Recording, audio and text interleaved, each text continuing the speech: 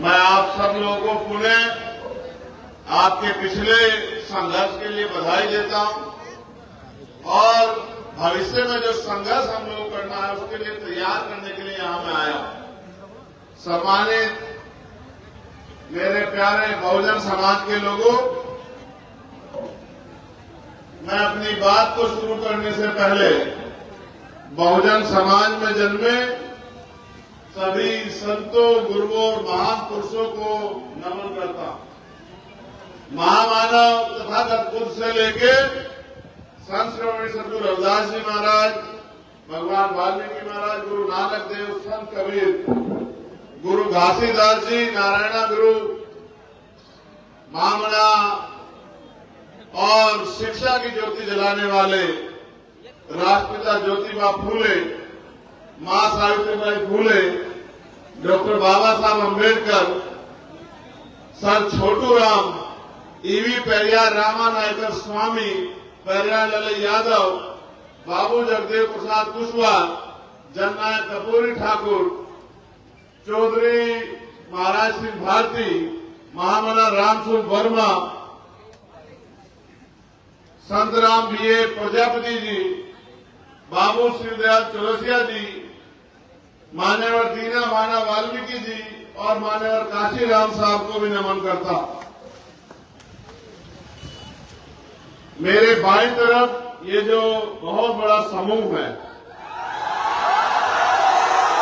मैं इनसे आग्रह करूंगा कि ये टूट जाएंगी बलिया, थोड़ा सा पीछे हो जाओ। और पुलिस की जरूरत नहीं पड़नी चाहिए जब हमने कह दिया, फिर तो हमारे कहते अपने आप हो जाना चाहिए, तभी फायदा है। अगर अपने आप 1 फीट का फासला बनाओ, 1 फीट का, तब तो फायदा है। और हमारे कहने के बाद में कहना पड़े तो फिर बेकार। और इधर तो हमारी ये बहनें खड़ी है पुलिस की, इनसे पीछे हो जाओ, इनको सुरक्षा का माहौल होने दो, हट जाओ वहां सब लोग, पीछे हो जाओ, पीछे हो जाओ। ये तुम्हारी जिम्मेदारी, जो हमने तुम्हें सिखाया वो सीखना चाहिए। अगर हमारी सभा में किसी भी बहन को परेशानी हो जाए तो फिर हमें अपने ऊपर सोचना चाहिए। मैं धन्यवाद दूंगा प्रदेश अध्यक्ष जी सुनील कुमार चित्तौड़ जी को, प्रदेश महासचिव डॉक्टर आकिब जी को, प्रदेश संगठन सचिव विनय सागर जी को, प्रदेश संगठन सचिव भीम आर्मी निखिल राव जी को, मंडल अध्यक्ष अयोध्या राहुल भारती जी को, मंडल अध्यक्ष वाराणसी गोरखनाथ बोध जी को, मंडल अध्यक्ष गोरखपुर जंग बहादुर जी को, मंडल अध्यक्ष आजमगढ़ अब्दुल्ला खान जी को और मंडल अध्यक्ष वाराणसी यूथ विवेक कुमार राघव जी को, भाई अब्बास गाजी जी को, यहाँ के चुनाव के जो प्रभारी हैं गौतम प्रसाद जी को और जिला अध्यक्ष हमारे छोटे भाई जय सिंह राणा जी को और विधानसभा अध्यक्ष कटहरी मोनू जी को, माननीय राजेश कुमार जी को,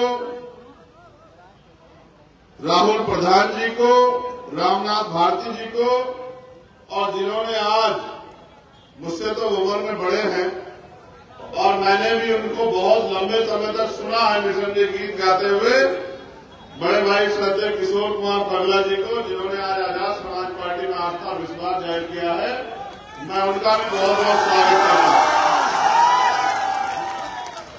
सम्मानित साथियों, 2 सभाएं आज और सभा जैसा माहौल तो आपने जहां से मैं हाईवे से उतरा था वहां से यहां तक आपने बना रखा, लेकिन आप इतनी बड़ी संख्या में आए हो और मेरी जिम्मेदारी ये है कि मैं आपको बताऊं कि अब आपको क्या करना है। बहुत लंबे चौड़े भाषण भी देने हैं, वो तो मैं लगातार देता आया, लेकिन अब जो है, क्योंकि अब हालात पहले जैसे नहीं रहे। पहले सरकारों में सुनवाई होती थी, गरीब का ध्यान रखा जाता था, उनके महंगाई से लेकर जो समस्या उनके जीवन में होती थी उन पे काम होता था। सरकार जनता के लिए काम करती थी, सरकार जनता के लिए जिम्मेदार होती थी, सरकार जनता के लिए जवाबदेह होती थी। लेकिन अब की सरकारें तो अपनी पार्टी के नेता, अपनी पार्टी से जुड़े अधिकारी और चंद पूंजीपतियों के जवाबदेही सरकारें हो गई हैं। अब जो सरकारें काम कर रही हैं, न वो किसानों की जैसी हैं, न नौजवानों की जैसी हैं, न महिलाओं की जैसी हैं, न कर्मचारियों की जैसी हैं, न ही व्यापारियों की जैसी हैं, न ही गरीबों की जैसी हैं। और तो और वो कमजोर वर्गों में भी दलित, पिछड़े, आदिवासी, मुसलमान, जैन, सिख, बौद्ध, ईसाई और जो ऊंची जातियों के गरीब हैं, उनके भी वो लोग हितैषी नहीं है। ऐसा लगता है कि वो मुट्ठी भर लोगों को पैसे वाला बनाने का काम कर रहे हो और तमाम गरीबों को लेबर क्लास बनाने का काम कर रहे हैं। जब हम सरकारों के फैसले देखते हैं, वो फैसले जो हमारे जीवन को प्रभावित करते हैं, तो ऐसा महसूस होता है कि सरकारें आज भी हमें इंसान नहीं मानती। अगर सरकारें हमें इंसान मानती तो हमारे बारे में सोचती। अब सोचा क्या है, अभी बजट आया सेंटर का स्टेट का दोनों का, क्या महंगाई कम हुई? गैस के सिलेंडर के दाम कम हुए? बिजली के दाम कम हुए? खाद्य पदार्थों के दाम कम हुए? पेट्रोल डीजल के दाम कम हुए? क्या एजुकेशन का बजट बढ़ा या घटा? बताओ। एजुकेशन का बजट घटा दिया। हेल्थ का बजट बढ़ाया घटाया? हेल्थ का बजट घटा। अब एजुकेशन को समझो। मैंने कल ही पार्लियामेंट में कहा परसों कि जब पढ़ेगा नहीं भारत तो आगे कैसे बढ़ेगा बता। आपने एजुकेशन का बजट खत्म कर दिया। जो छात्रवृत्ति मिलती थी SC ST OBC के लोगों को, वो छात्रवृत्ति समाप्त कर दी। जो जीरो फीस का एडमिशन हो जाते थे, वो आपने जीरो फीस का एडमिशन बंद कर दिए। जब गरीब का बच्चा पढ़ ही नहीं पाएगा तो वो आगे कैसे बढ़ पाएगा, अपने परिवार को आगे कैसे बढ़ा पाएगा? क्या कोई मेहनत मजदूरी करने वाला आदमी, 200-400 रुपए कमाने वाला आदमी क्या एरोप्लेन में चलने का ख्वाब देख सकता है? क्या 200-400 रुपए की मजदूरी करने वाला आदमी इस देश में अच्छा भोजन, अच्छे कपड़े, अच्छा रहन सहन और खुशहाली की जिंदगी जी सकता है? आप मेहनत करने वाले लोगों के हाल देखो। मनरेगा में जो लोग काम करते हैं, कितना पैसा मिलता है? कितना पैसा मिलता है? 230 रुपए के लगभग मिलता है। 10 ऊपर या नीचे। आप बताओ 250 रुपए में घर चलता है क्या? अभी मैं रास्ते में रुका था, वो कोई गांव था। गांव के लोगों ने एक टेंट की व्यवस्था करके मुझे रोक लिया। बहुत सारी महिलाएं बैठी थी। अगर पुरुष होते तो मैं हाथ जोड़ के चला आता, नौजवान होते तो आदेश देके चलाता। महिलाओं को, गांव को, बहनों को देख के रुक गया। मैंने उनसे पूछा कि बताइए, आप यहाँ इतनी बड़ी संख्या में बैठी हैं, आप रोजगार क्या है आपके यहाँ? तो उन्होंने मुझसे बताया कि हम पे जमीनें तो है नहीं, हम तो दूसरों के खेतों में काम करते हैं और कहीं हमें 150 रुपए मिलते हैं, कहीं 200 रुपए मिलते हैं, कहीं 180 रुपए मिलते हैं। आप ये बताओ 180-200 रुपए में घर चलता है क्या? इन्होंने हेल्थ का बजट कम कर दिया। हेल्थ का बजट कम होगा तो क्या होगा? सरकारी अस्पतालों में डॉक्टर नहीं होंगे, क्योंकि डॉक्टरों को देने के लिए पैसा नहीं। फिर ECG की मशीन नहीं होगी, एक्सरे मशीन नहीं होगी, और कोई अच्छी मशीन नहीं होगी, दवाइयां नहीं होंगी, CT स्कैन नहीं होंगे, और तो और टेस्ट बाहर से लिखे जाएंगे। इसके कारण क्या होगा कि गरीब को अच्छा इलाज नहीं मिलेगा, और अच्छा इलाज न मिलने के कारण उसकी जान चली जाएगी, लेकिन सरकार को कोई फर्क नहीं पड़ेगा। मैंने कल ही मांग उठाई, और आप बताना मेरी मांग गलत है या सही है। मैंने कल ही मांग उठाई, गौर से सुनो, कि चाहे सुरक्षा प्राप्त अभिनेता हो या नेता हो, नेता एडी से लेकर चोटी का हो, या फिर कोई अधिकारी हो, IAS अफसर हो, IPS अफसर हो, या कोई और सरकारी कर्मचारी हो जो सरकारी तनख्वाह लेता है, या कोई व्यापारी हो, उनके बच्चों का और उनका जरूरत पड़ने पे इलाज सरकारी अस्पताल में होना चाहिए। होना चाहिए नहीं होना चाहिए?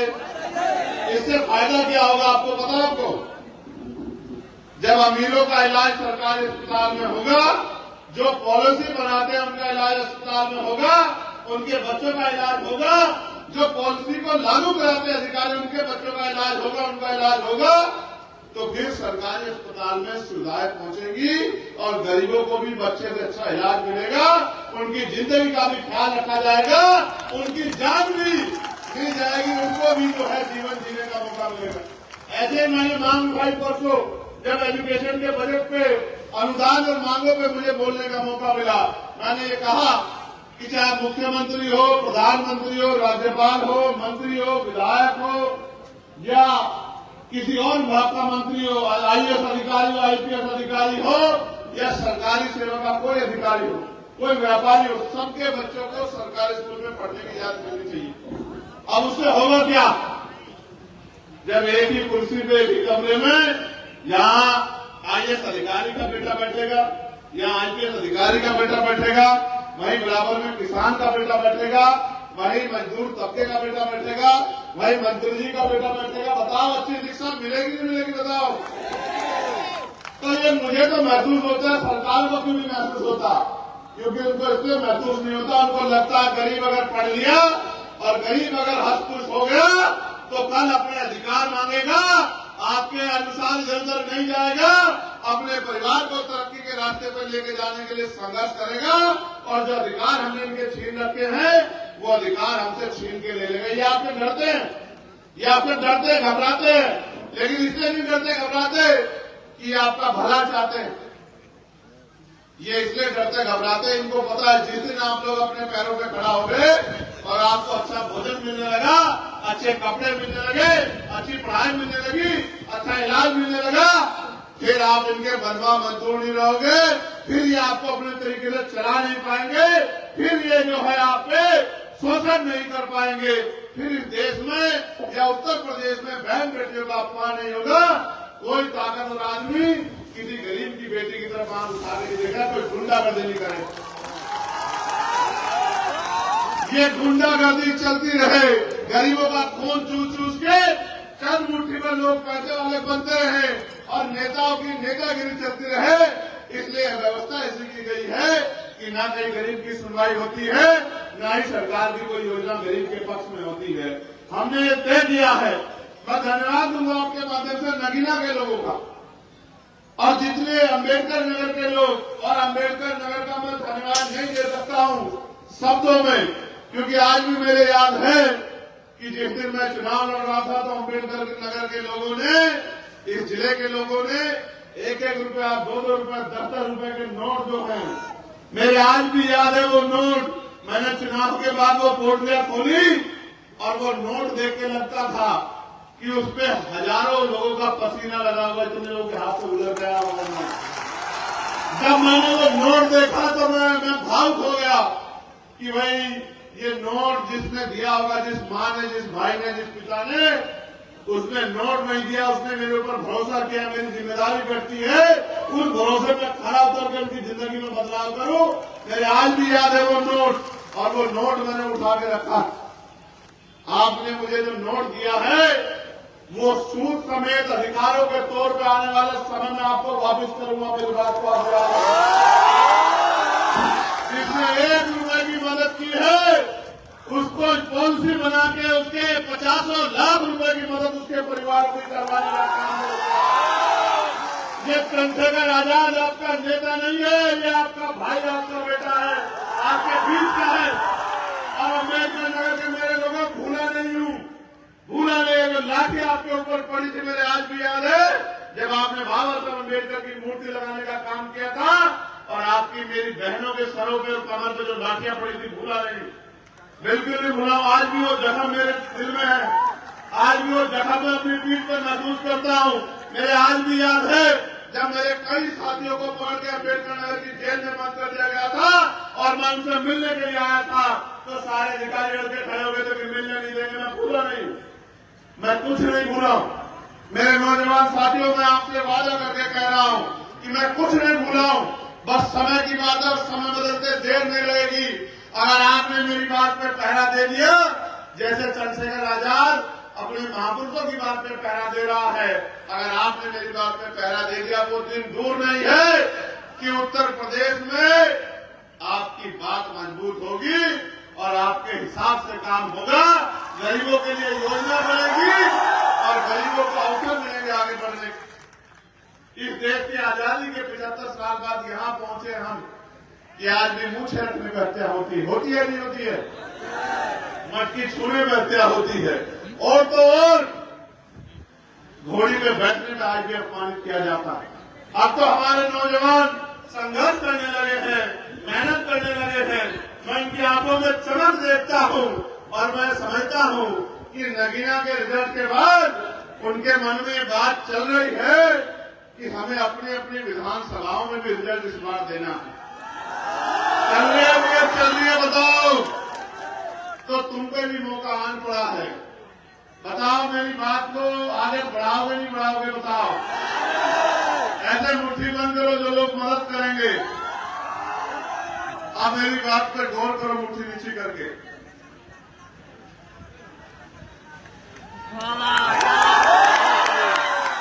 मेरा एक घर बिजनौर है और एक घर मेरा वहां जहां मैं पैदा हुआ,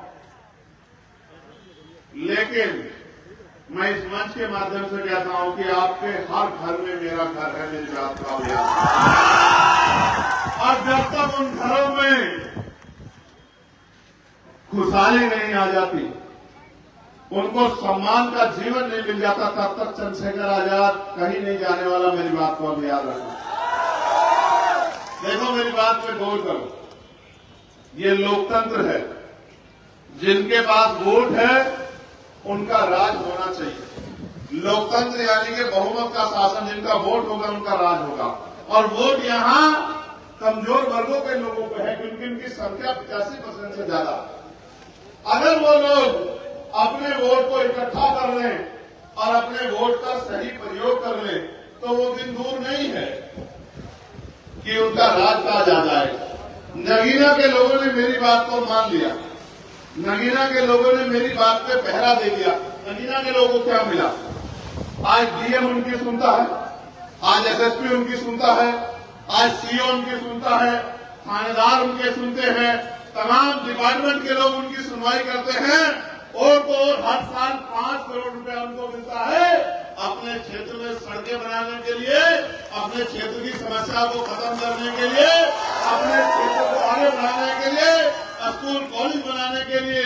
उनके साथ साथ नगीना के लोगों को उनकी सेवा करने वाला चंद्रशेखर आजाद भी मिला। अगर आप भी मेरी बात को मान लो और देखो, आपको मौका 27 में नहीं मिल रहा है, आपको तो मौका अगले 2.5 महीने के अंदर मिल रहा है। ये कटहरी विधानसभा में उपचुनाव है, ये कटहरी अम्बेडकर नगर, ये हमारा दिल है, हमारा घर है, बहुजन मूवमेंट की सबसे मजबूत धरती है। आपने बहुत सारे लोगों को एमएलए बना दिया है, एक एमएलए आप लोग यहाँ आजाद समाज पार्टी का भी बना लो, लेकिन वो एमएलए ताली बजाने से नहीं बनेगा। वो एमएलए कब बनेगा? जब यहाँ खड़ा हर नौजवान और जिम्मेदार व्यक्ति ये महसूस कर ले और मन में ठान ले कि हमें एक एक आदमी को आज से जाकर तैयार करना है। हजारों की संख्या में आप लोग यहाँ हैं। अगर आप आज से तैयार करना शुरू करोगे तो 1 महीने में 1000 आप और 4 लोग आपका परिवार, 40,000 लोग तो ये हैं। और साथ साथ अगर आपने 1 महीने में एक एक आदमी को भी तैयार किया तो लाखों आदमी तैयार हो जाएंगे कटहरी विधानसभा के।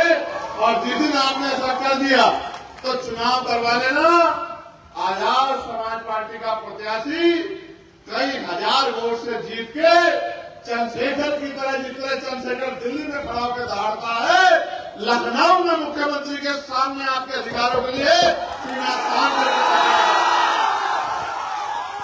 कितने एमपी हैं लोकसभा में? आपने देखे नहीं देखे सब लोग एमपी? बताओ, आपके भाई से ज्यादा कोई बोलता है आपके अधिकारों के लिए? तो बताओ, उतने इतने संख्या में एमपी अच्छे, आपका अकेला चंद्रशेखर आजाद अच्छा? बताओ,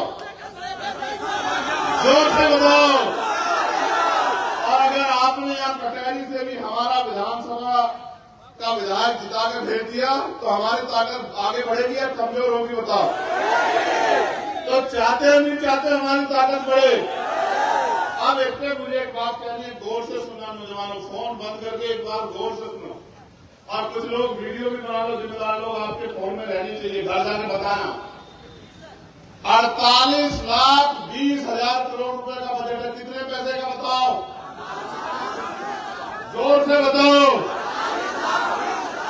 48,20,000 करोड़ का बजट है। कितना का? कितनी जीरो होती है पता है? 48,20,000 करोड़।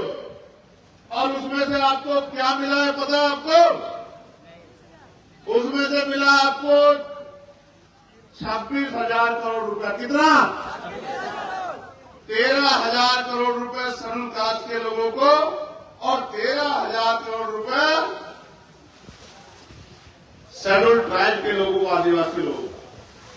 और आपकी जनसंख्या कितनी है आपको पता है? भारत की जनसंख्या का 25%। मिलना कितना चाहिए था पता है आपको?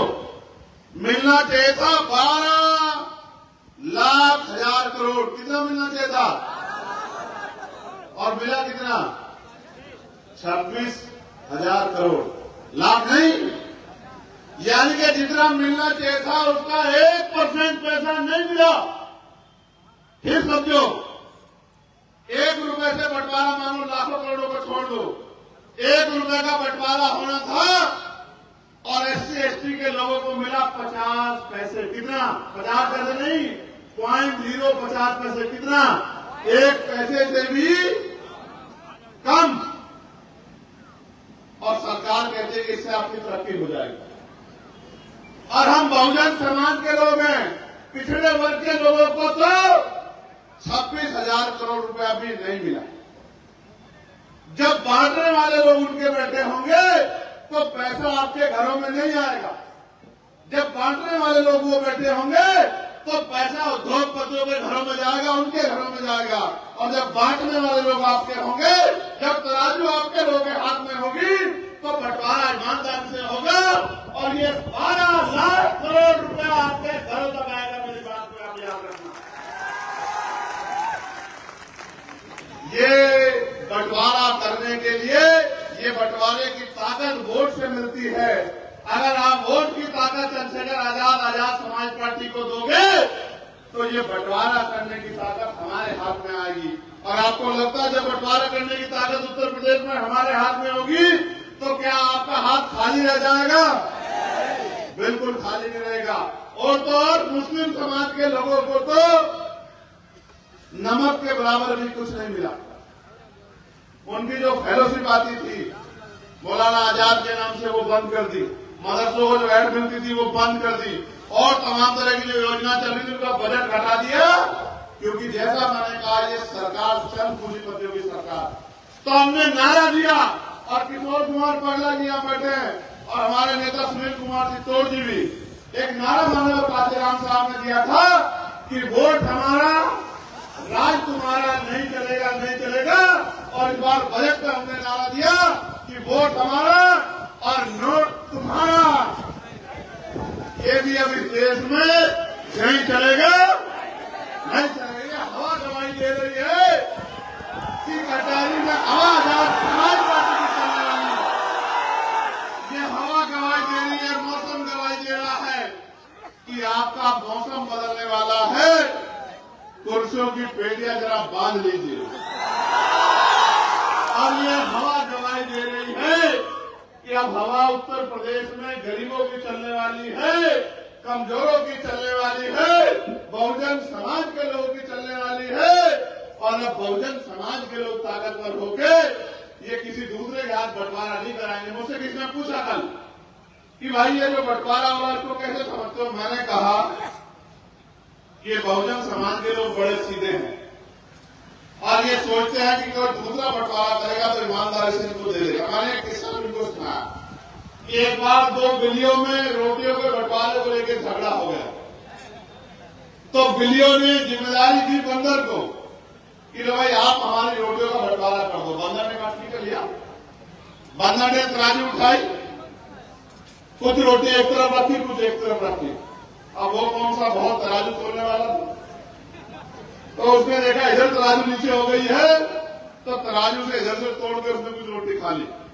फिर उसने देखा कि इधर की तराजू नीचे हो गई है तो इधर से तोड़ के कुछ रोटी खा ली। ऐसा ही करते करते एक ऐसा समय आया कि सारी रोटी जो है वो बंदर साहब खा गए।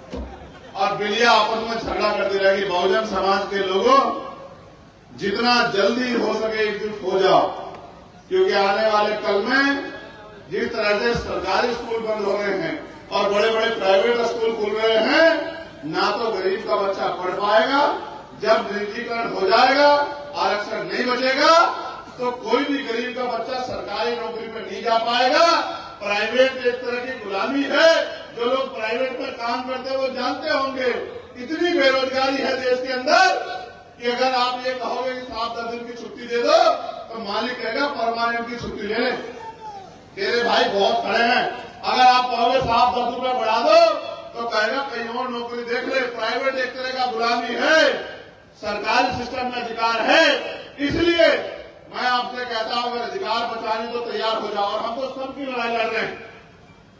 आशा बहने हो, आंगनबाड़ी बहने हो, भोजन माता बहने हो, ग्राम सेवक हो, बीएड के बच्चे हो, बीटीसी के बच्चे हो, पीआरडी के जवान हो, होमगार्ड के जवान हो, और कोई भी विभाग के लोग हो, अर्धसैनिक बल हो, पुरानी पेंशन का मामला हो या उनका मानदेय बढ़ाने का मामला हो, और तो और जो पुलिस के साथी हमारे खड़े हैं, इनके लिए भी हम लोगों ने लड़ाई लड़ने का काम किया।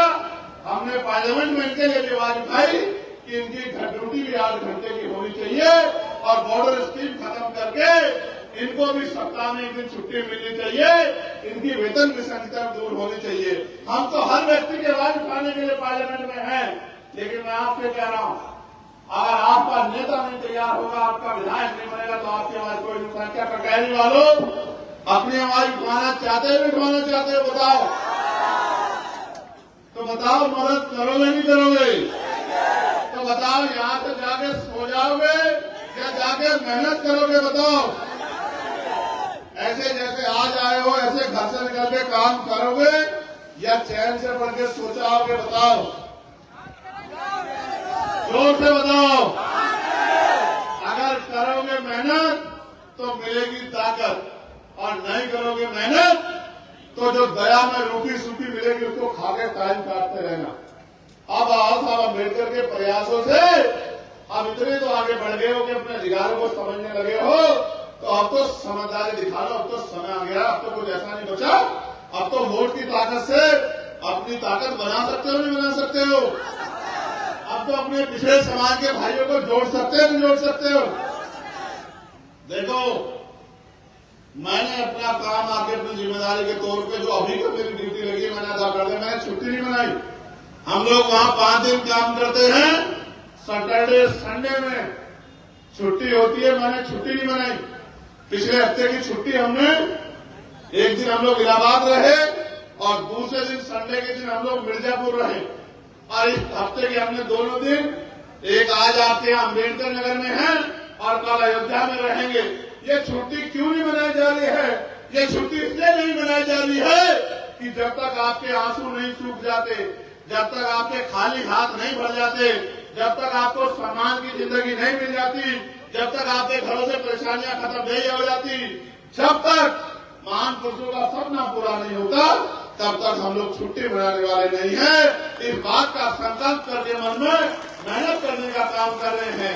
इसलिए मैं आपसे उम्मीद करता हूं, कटहरी में हमारी दूसरी सभा भी है, लेकिन आज जो लोग यहाँ मौजूद हैं और जो नेता जिनकी ड्यूटियां लगी है, उन सबसे मैं कह रहा हूं, अगर अभी नहीं तो कभी नहीं। अगर इस बार आप नहीं कर पाए तो आने वाले समय में मुझे नहीं लगता कि आपके पास मौका बचेगा कि आप अपनी ताकत बना सको। इसलिए मैं आपसे कहना चाहता हूं, इसी बार आपको महान पुरुषों को, सपने को आगे बढ़ाते हुए और आजाद समाज पार्टी के प्रत्याशी को जिताने के लिए उतनी मेहनत करनी है जितनी मेहनत मैं कर रहा हूं। बताओ, करोगे नहीं करोगे? दोनों हाथ ऐसे उठाओ, मुट्ठी बंद करके, जोर से मुट्ठी बंद करो। इतनी जोर से बंद करो कि आपके हाथ में रखा हुआ सामान गिर ना जाए। बताओ, ऐसे ताकत बना लोगे नहीं बना लोगे? बताओ, हमारा निशान क्या है? बताओ जोर से। रुक जाओ, महिलाएं बताएंगे और कोई नहीं बोलेगा। बस बताओ अम्मा, हमारा निशान क्या है? बताओ। आवाज तो हमारी माओ की, जिनके बच्चे इतने ताकतवर हों, उनकी आवाज तो जबरदस्त आनी चाहिए। बताओ निशान क्या है हमारा? आवाज कम आ रही है, जोर से बोल के बताओ। अभी भी मेरी माँ की आवाज कम है, जोर से बोल के बताओ। आपकी आवाज नहीं आ रही है। चलो तो सब लोग बताओ क्या है निशान। अभी की आवाज नहीं है, मेरी आवाज अकेले की तुमसे ज्यादा। बताओ बताओ क्या है हमारा निशान। तो नारा क्या है हमारा कि सारी पार्टी देख ली, सारी पार्टी देख ली,